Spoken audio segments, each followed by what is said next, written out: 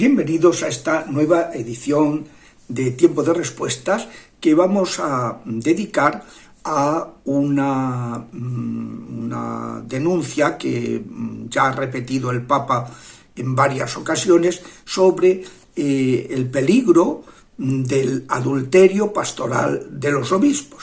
Esto puede sonar un poquito chocante, pero lo vamos a explicar enseguida.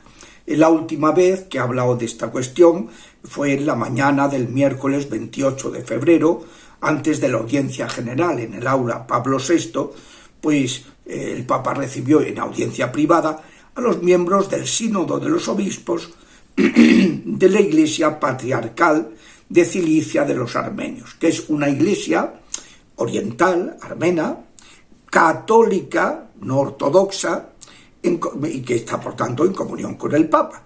Y ese sínodo es el que elige los obispos. Hay diversas maneras de elegir a los obispos. En esta iglesia armena lo hacen de ese modo. Durante el primer milenio los obispos nunca lo elegía el Papa. Esto es una cosa que es una turbulencia que se produjo en el año 1075, cuando el Papa San Gregorio VII decide enfrentar la querella de las investiduras, nombrando él los obispos. Era una cuestión que tenía un sentido, pero quizá habría que haber reconducido otra vez a un sistema de elección que no fuera por parte del Papa. Eso no se hizo, y eso ha sido pues un problema que se mantiene en la Iglesia occidental de rito latino, que es el problema de que quien nombra a los obispos es el Papa. Claro, siempre los obispos eran nombrados en sus diócesis. El obispo es el esposo de su iglesia, que es la diócesis. La iglesia lo conoce y nombra al que ve más adecuado. El obispo conoce su diócesis y es para siempre. No era una cosa de paso. Pero claro, cuando la iglesia se convierte en una religión estatal, pues se va introduciendo una mundanización. Ser obispo es una instancia de poder, empiezan a intervenir en la elección de los obispos instancias mundanas, hasta el punto de que llega un momento en que eran los señores feudales los que nombraban los obispos en muchos casos. Entonces eso tuvo que cortarlo este Papa de gran carácter, y que hizo muy bien en ese momento, que era pues que elegir él. Pero claro, al hacer eso se convierte en una especie de monarca que tiene por debajo de sí como gobernadores civiles a los obispos de la Iglesia latina. Los orientales no entraron en eso porque se habían separado de la Iglesia 25 años antes, 20 años antes, en 1054, y por tanto pues ya no entraron en ese sistema, y ellos siguieron con el sistema de siempre, que es que la Iglesia escoge a su obispo, y por diversas maneras. Ha habido desde aclamación, como pasó con San Ambrosio, ¿no?, que era el delegado de Roma en Milán, y era catecúmeno, ni siquiera estaba bautizado, y lo eligieron por aclamación obispo, y tuvieron que ordenarle, darle el bautismo, la confirmación, la Eucaristía y luego el sacramento del orden, los tres, el diaconado, el presbiterado y el episcopado, ¿no?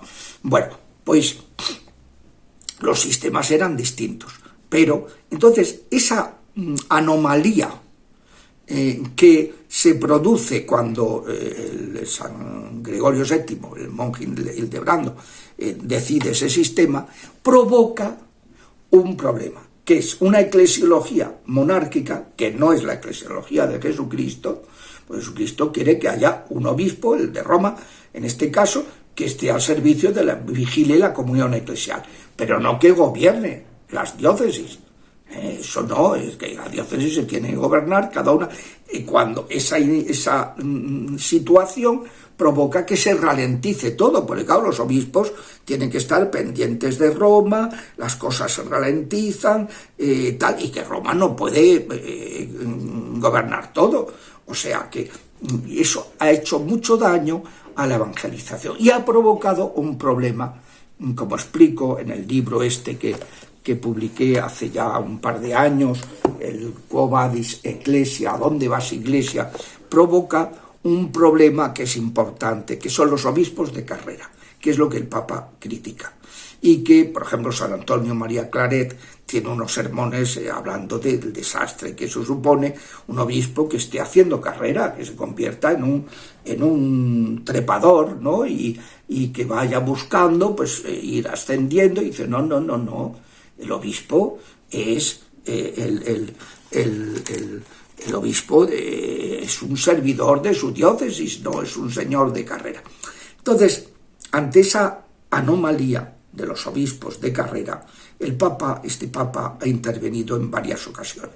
Ya lo había hecho Juan Pablo II, que dijo que teníamos que encontrar un modo de vivir el ministerio petrino, el servicio de Pedro, como se hacía en el primer milenio y no como se ha venido haciendo por culpa de esa mundanización de la Iglesia en el segundo milenio. También lo dijo Benedicto. Benedicto también intervino y habló de eso mismo, pero ni Juan Pablo ni Benedicto acabaron haciendo nada al respecto. Y este Papa, pues lo ha dicho, lo dijo el día que es elegido Papa, dice, ojo, que yo soy el obispo de Roma, nada más. Sí, pero luego, pues no ha querido, por así decirlo, y cuando, por ejemplo, ha hablado con los orientales, en una de las últimas en comisiones que vinieron de ecuménica con los orientales, que diálogo que ahora se ha malogrado con la fiducia súplicas, ¿no?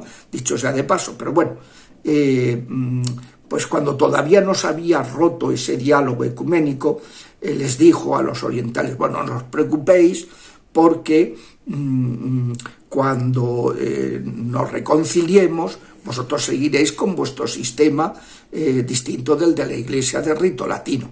Pero claro, no deja de ser sorprendente, ¿no? Porque si tú reconoces que es el sistema que les reconoces a ellos, hombre, podrías aprovechar, a ver si los próximos papas lo hacen, aprovechar esa reconciliación con los orientales cuando se dé para que la Iglesia de rito latino recupere ese modo diocesano de elegir a los obispos y no caer, pues en esto que el Papa dice, que como una expresión que tiene su gracia, dice adulterio pastoral. Es decir, un obispo que está en una diócesis, que es su esposa, pero que está mirando otra diócesis mejor, que le gusta más. Dice, eso es un adulterio porque es su esposa.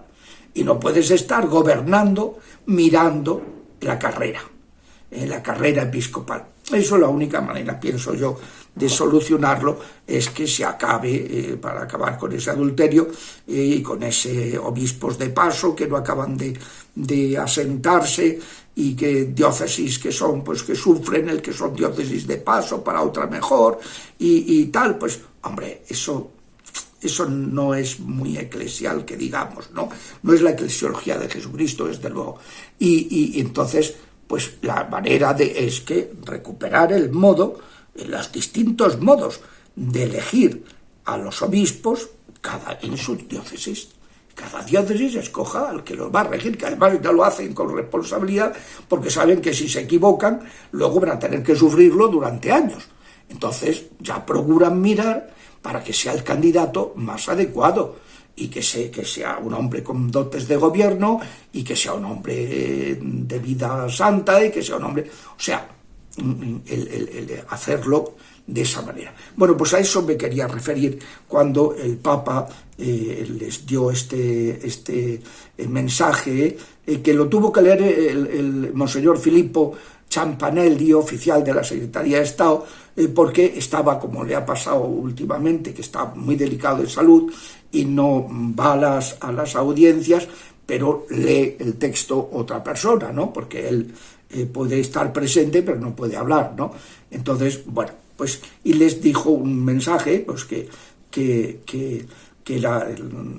dice, les ruego al sínodo que elijan con cuidado para que sean dedicados al rebaño, fieles al cuidado pastoral, y entonces es cuando les habla dice, un obispo que ve su eparquía, eparquía es como diócesis de los latinos, como un lugar de paso a otra más prestigiosa, entre comillas, olvida que está casado con la Iglesia y corre el riesgo, permítaseme la expresión, de cometer adulterio pastoral. Y lo mismo ocurre cuando se pierde el tiempo negociando nuevos destinos o promociones. Los obispos no se compran en el mercado, es Cristo quien los elige como sucesores de sus apóstoles y pastores de su rebaño. Así debería ser, y así habría que organizar las cosas para que fuera. Pues ahí lo dejamos, pero que da pie esta expresión para explicar una anomalía que tenemos en la Iglesia y que habrá de resolverse, cuando dicho lo que están diciendo los tres últimos papas, cuando sea el momento, cuando llegue el momento que quiera Dios. Hasta la semana que viene, si Dios quiere.